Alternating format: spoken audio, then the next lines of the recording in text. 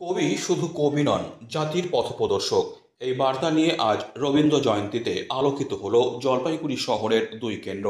একদিকে শহরের প্রয়াস হল ঘরে রবীন্দ্রনাথ ঠাকুরের জন্মজয়ন্তী উদযাপন করল জলপাইগুড়ি পুরসভা। অন্যদিকে জেলা প্রশাসন ও জেলা তথ্য সংস্কৃতি দপ্তরের উদ্যোগে অনুষ্ঠিত হলো কবি প্রণাম অনুষ্ঠান জলপাইগুড়ি জেলা পরিষদ অডিটোরিয়ামে। পুরসভার প্রয়াস হল ঘরে প্রদীপ প্রজ্বলন করে অনুষ্ঠানের সূচনা করেন পুরমাতা পাপিয়া পাল। উপস্থিত ছিলেন উপপুরপিতা Saikat Chatterjee, chairman in council Lopamudra Adhikari সহ বিভিন্ন ওয়ার্ডের কাউন্সিলররা। কবিগুরুর প্রতি শ্রদ্ধা জানিয়ে তাদের বক্তব্যে উঠে আসে রবীন্দ্রনাথের চিরকালীন প্রাসঙ্গিকতা ও জীবন দর্শনের কথা।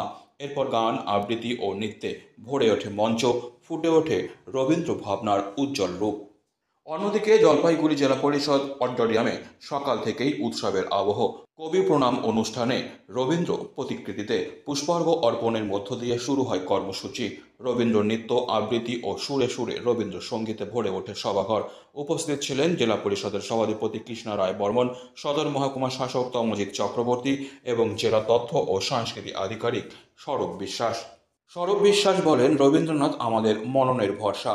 নতুন প্রজন্ম তাকে জানুক, ভালোবাসুক, এই চেষ্টাতেই এই আয়োজন। জলপাইগুড়ি জেলা প্রশাসনের সহযোগিতায় এবং জেলা তথ্য ও সংস্কৃতি দপ্তর জলপাইগুড়ি এর ব্যবস্থাপনায় আজ জলপাইগুড়ি জেলা পরিষদের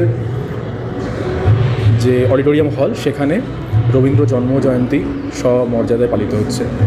এবং আজ আমাদের উদ্দেশ্য হলো কবিগুরুর সৃষ্টি, তার গান, নাটক এবং তার বিভিন্ন কর্মকাণ্ড ইত্যাদি সাক্ষী হওয়া এবং ইত্যাদি সমন্বয়ে আমরা যাতে আজকের দিনটি খুব ভালোভাবে পালন করতে পারি, সেটাই আমাদের লক্ষ্য।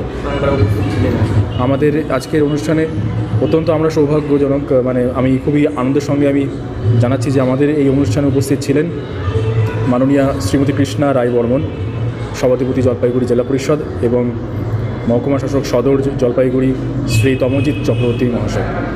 অনুষ্ঠানের মাধ্যমে আজকে বিভিন্ন অনুষ্ঠান চলছে, রবীন্দ্র নৃত্য, রবীন্দ্রসঙ্গীত এবং আরও আবৃত্তি থেকে শুরু করে আরও অন্যান্য রবীন্দ্রনাথের কর্মকাণ্ড নিয়ে আলোচনা সভা ইত্যাদি সকল কিছু সমন্বয়ে আজকে এই অনুষ্ঠানটি আমরা পালন করছি।